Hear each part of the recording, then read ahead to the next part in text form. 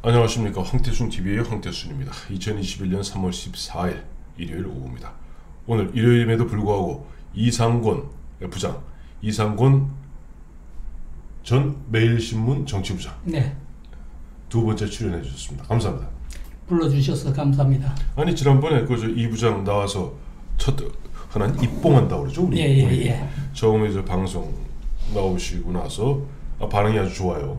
아, 그렇습니까? 네, 그래서 저 이상권 기자, 이상권 부장 좀 자주 불러서 고견을 들어라. 즉 이상권의 흐름을 좀 짚어보자. 오늘은 무슨 얘기해 주실래요?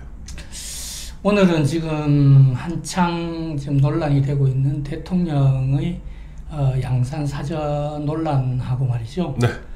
대통령 일가가 지금 이 부동산 와중에 네네. 부동산 투기 의혹이라고 하기는 좀 그 대통령 일가를 생각해서 좀 그렇게 네이밍하기는 그렇고요. 네.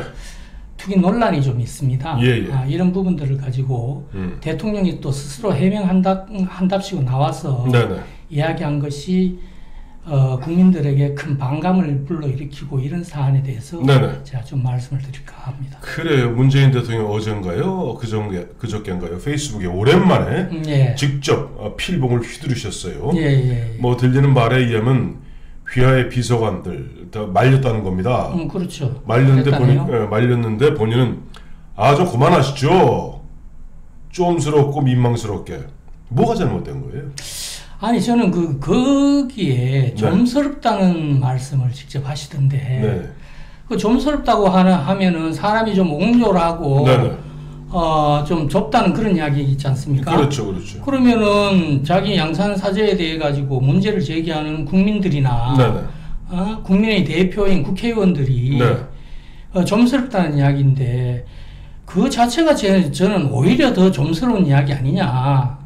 저는 보면 문재인 대통령이 그 말을 하는 게 문재인 대통령이 쫌스러운 게 아니라 난 쪼잔해 보입니다. 대통령이 말이죠. 예. 그동안 원래 이 문재인 대통령은 네. 홍보라든지 아니면 이런 부분들은 대부분 얼마나 홍보를 중시하는 사람입니까? 맞아요. 탁현민 나왔다고 온 사람도 다시 불러드리고 그러니까 그랬잖아요. 말이에요. 예. 그런데 이번에는 왜 탁현민이라든지 홍보 관련된 수석실이라든지 아니면 대변인이나 이런 사람들한테 좀 맡겨놓지. 예. 왜 저렇게 성급하게 나와가지고 이렇게 불을 질러서 네.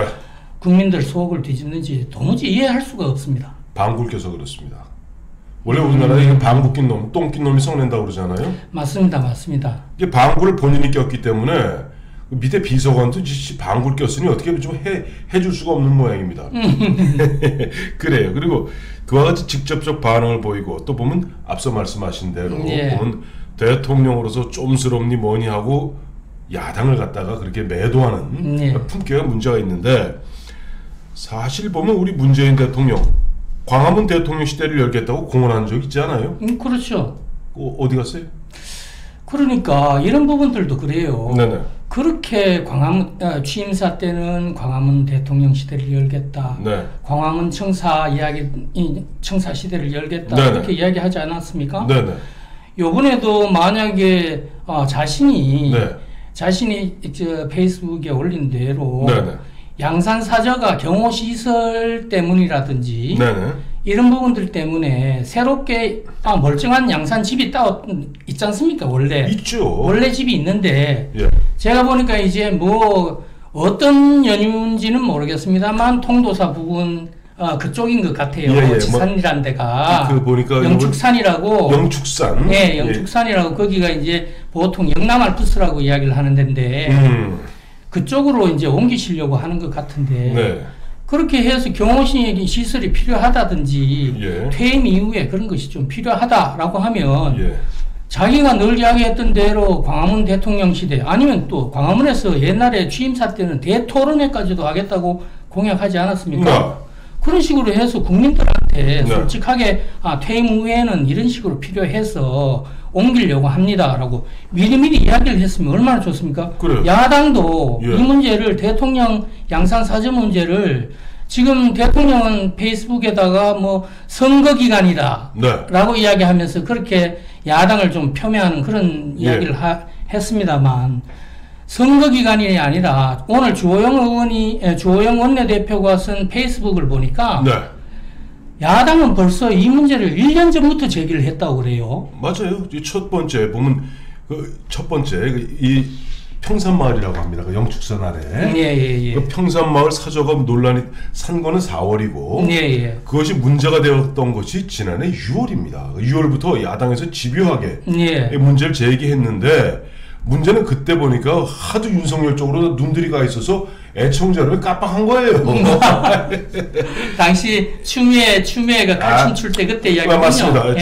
추미애가 칼춤 추고 그 난리를 쳤던 게 지난해 뭐 하루 1년 내내 아니었습니까? 그러다 보니까 세간의 주목을 못 끌어서 그렇지 지난해 6월에 한번 문제가 되었고 그 다음에 그 당시에도 뭐 문제가 되었던 것이 그 566평 그 뭐라고 그래?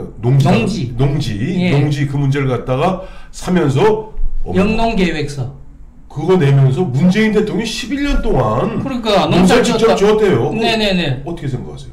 아니 그러니까 11년 동안 농사를 지었다라는 건 좋습니다. 여하튼 뭐 본인이 정치를 하든 무엇을 하든지 계속 거기에 농부들도 계속 뭐 농지에 매달려 있는 건 아니니까 여하튼 간에 농사를 지었다는 건 좋은데 그러면 농지를 구입할 때는 영농계획서라는 걸 쓰는데 영농계획서를 쓰고 4월 달에 구입을 해서 12월 달에 그 농지 전용 허가를 신청을 했다는 거 아니에요? 아니 12월 달에 신청을 했다는 거죠.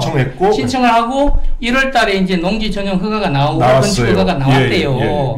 나왔는데 그렇다고 하면 신청을 하는 12월이면 8개월 농사를 짓고 그 다음에 이게 농지가 대지로 바뀌게 되면은 그 다음부터는 농사를 안 지어도 되는 거예요. 그래요. 그럼 무슨 영농계획서를 내고 농지를 구입했다는 건지 이 부분 때문에 야당의 곽상도 의원도 계속 문제를 제기합니다.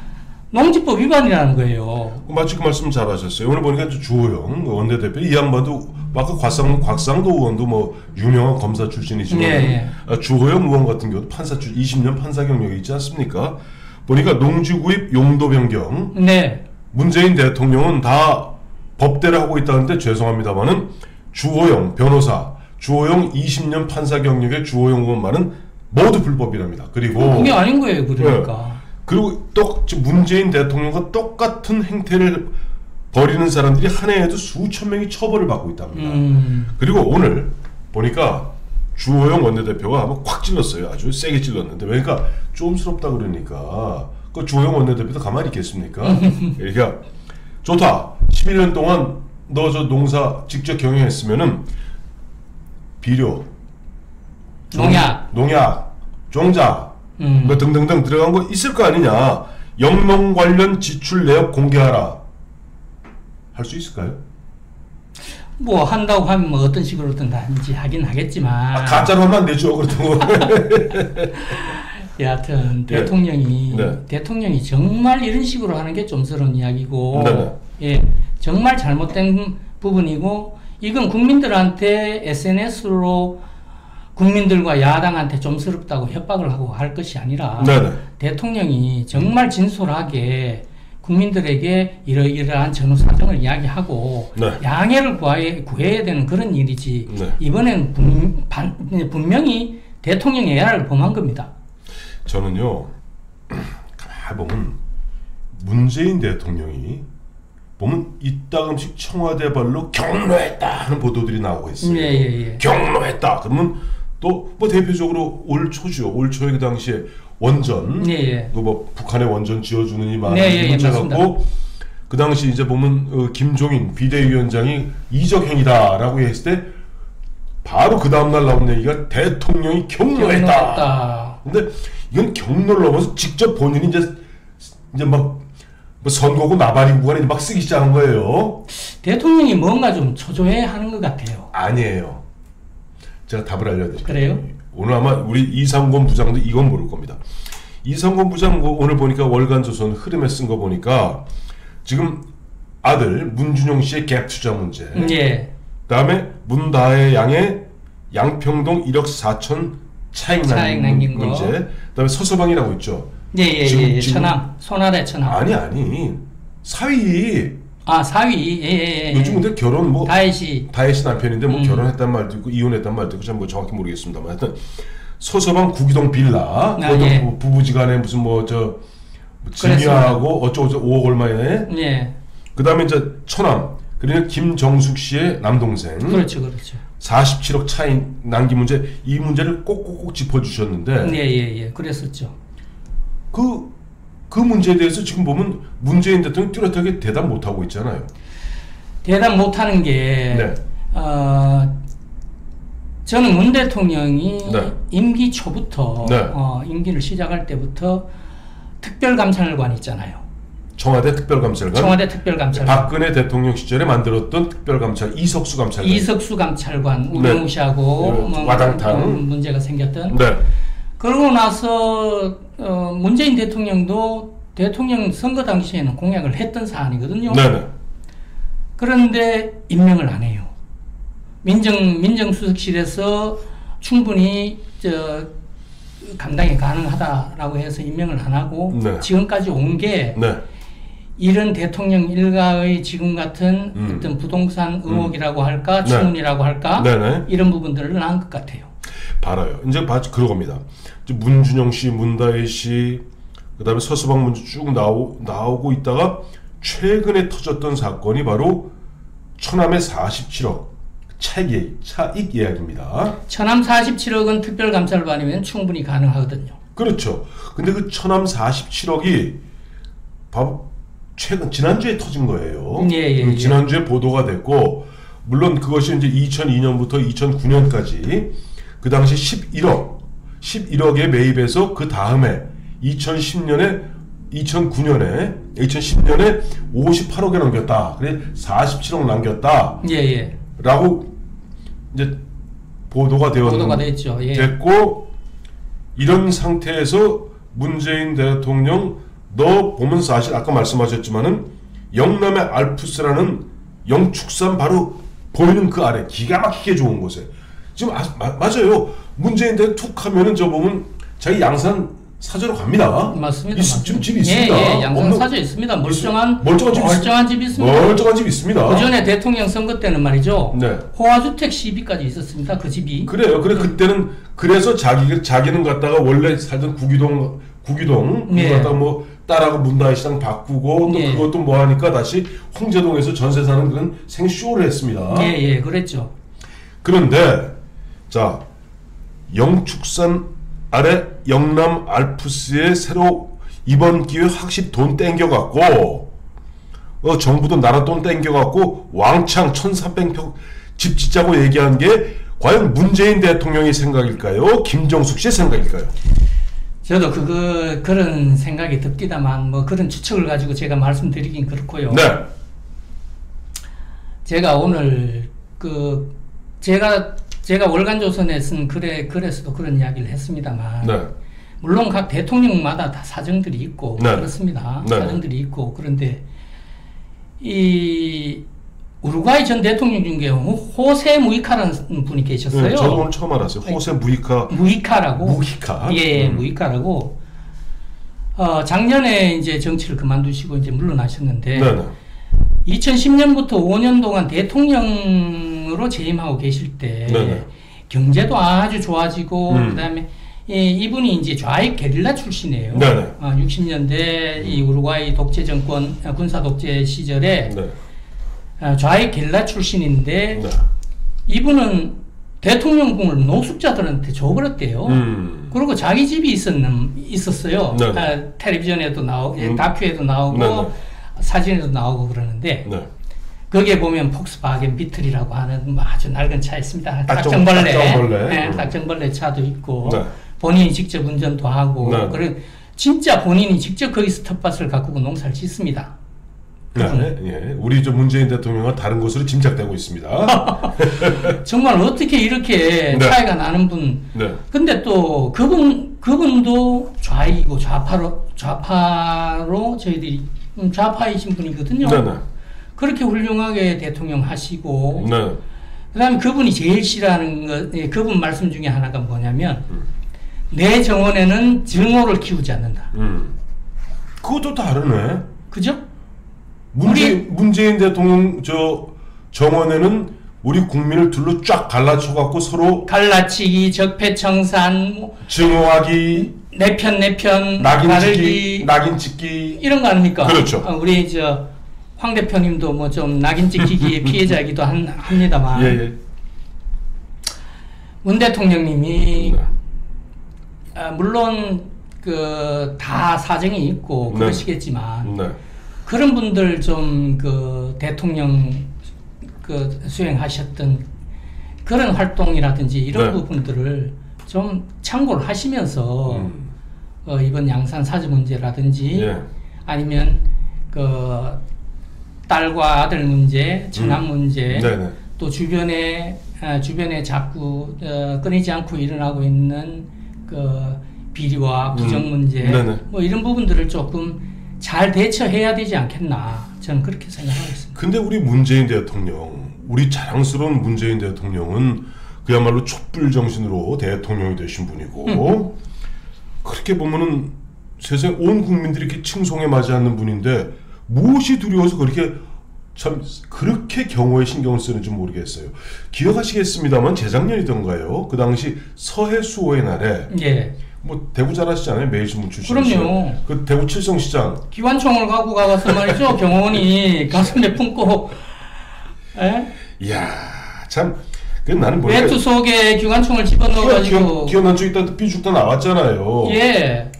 경호처가 또 어떻게 그렇게 처신을 했는지 몰라요. 그래요. 그 옆에 보고 있던 사람들 다 경호원초 외투 속에 있던 그 기관총 보고는 뭐 진짜 기절초풍했다는 거. 아니 옛날 청와대 행정관으로 또 근무도 꽤 오래 하셨으니까 그런 걸 아마 못 보셨을 겁니다. 대통령실. 아니 제가 청와대에 있을 때는 그런 일 없었어요. 그래요. 앞서 이제 제가 질문했던 건 이제 영축산 글로 멀쩡한 지금 양산 사전 앞두고 영축산에 새로 엄청나게 1370평 하자라고 해서 이제 그 문제를 갖고 자 왜 농지 전용했느냐 막 문제하니까 문재인 대통령 뭐라고 강변하냐 하니까 이거 노무현 대통령 때 보시지 않았어요? 이거 경호처 거라서 이거 제가 살기만 살 뿐 팔지도 못합니다 그래요. 그 거짓말입니다. 그렇죠. 대통령 경호법에는 뭐 10년이 돼요. 10년이고 10년이고 예외적으로 경호처에서 15년 한 사람이 하나 있죠. 이희호 여사. 그만 그 당시 박지원 씨가 강하게 그 당시 박근혜 대통령 시절인가 이명박 대통령 시절 그 요구해 갖고 요청을 해서 5년을 더 늘려드렸습니다. 그래서 10년이 지나면 청와대 경호처는 완전 철수합니다. 그리고 경찰 경비만 외곽 경비만 섭니다. 그래서 만약에 그 경호처가 산 땅이라 내가 팔 수도 없다고 얘기하면 전두환 대통령 연희동 사전은 왜 매각하라고 난립니까? 그 사람들 팔 수도 없다며. 그래서 오늘 주호영 원내대표가 물었어요. 문재인 대통령님 퇴임 후 10년이 지나서 청와대 경호실에서 이제 철수하거든. 그때는 국가에 헌납하실 생각입니까? 양산에 사제가 두 채니까 또 그때 가서 그때 사정 따라서 뭐 그런 식으로 결정을 하실지 모르지만 그렇게 하셔도 뭐 무방한 일이겠죠. 근데 뭐 저희 솔직히 댓글에 그렇게 나와요. 아마 문재인 대통령 평산마을 사저에서 살기 쉽지 않을 것이다. 왜?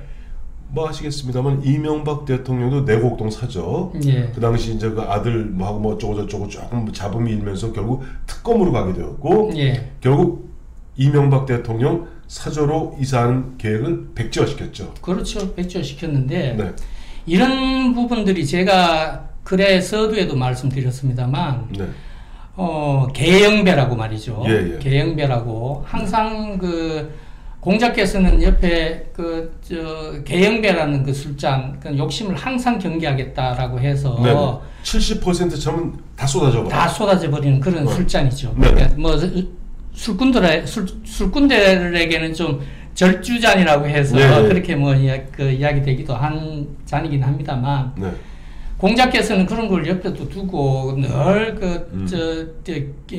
경책을 삼으시고 그렇게 하셨다고 했는데 문 대통령도 또 그런 부분들 요즘 들어오셔서 SNS에 그런 식으로 좀스럽다든지 민망스럽다고 하고 그 다음에 법대로 하고 있으니 딴지 걸지 마라 뭐 이런 식으로 이런 식 비슷하게 네. 말씀하시는 걸 보고는 저는 잠시 대통령께서 무슨 좀 절제력과 네. 분별심이나 아니면 판단력이나 뭐 이런 부분들이 그때 잠시 좀 흐려지셨던 거 아닌가 뭐 이런 생각을 합니다만 네. 이제 다시 좀 곰곰이 생각해 보시면은 네. 본인의 판단이 좀 잘못됐지 않았을까. 다시 겸허한 자세로 국민들과의 소통 그런 방향으로 야당과도 협치를 하고 국민들과도 소통하는 그런 자세로 가면은 네. 순조롭게 임기말을 마칠 수 있을 것 같은데 만약에 그것이 제대로 안 된다고 하면 임기말 레임덕을 본인 스스로 자초하는 것이라고 그렇게 생각해도 될 것 같습니다. 그래요. 저 보면은 우리 이상권 부장 앞서 보면 국민들과 진지한 소통을 하고 야당과도 대화 소통을 하고 하니까 그건 이제 불가능한 전제를 하셨기 때문에 아니 그렇게 지금까지 하시는 걸 보면 아니 4년 동안 정말 불가능한 것 같은데 그렇지만은 다시 한번 이런 기회를 통해서 한번 부탁을 드려보는 것이죠. 그러니까 그러죠. 그러면 저 탁현민 씨가 그럴 겁니다. 요즘 탁현민 씨도 뭐 이준석 씨한테 그러고 있는 것 같아요. 이준석 군 뭐 그러니까 또 김영의원인가요? 김용우 의원이 그랬죠. 아이고 탁현민 어르신 하는데 탁현민 어르신이 그러겠습니다. 아니 이상권 부장 무슨 헛소리야? 제가 이렇게 보면 저도 청와대에 있어 봤습니다만 네. 청와대 권력이라는 게 5년 동안 한국이 갖고 있는 대통령 권한이라는 게 워낙 막강해서 말이죠.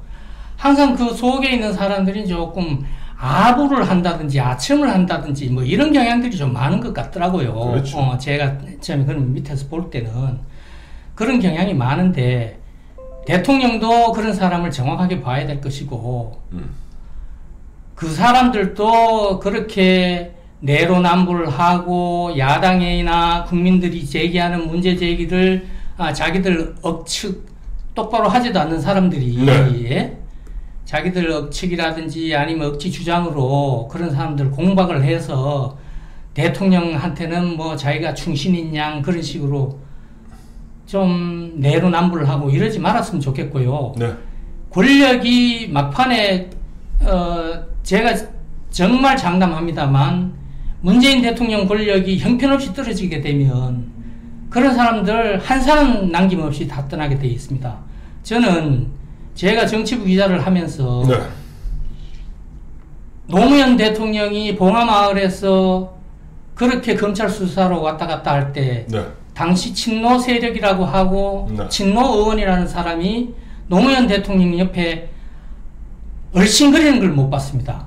그리고 박근혜 대통령이 탄핵을 당했을 때도 마찬가지였습니다. 그런 걸 좀 명심하시고 탁현민 같은 사람들도 대통령 주변의 586 참모라는 사람들도 좀 겸허하고 겸손해 줬으면 좋겠고요. 대통령도 그런 분들 말씀은 흘려들으실 건 흘려듣고 제대로 좀 임기말을 보냈으면 하는 그런 바람입니다. 자, 오늘 이상권 부장 모시고 아주 좀스러운 얘기 들었습니다. 실현 불가능한 얘기만 자꾸만 하시네. 그래 오늘 이 부장 일요일 고맙습니다. 예. 감사합니다. 네.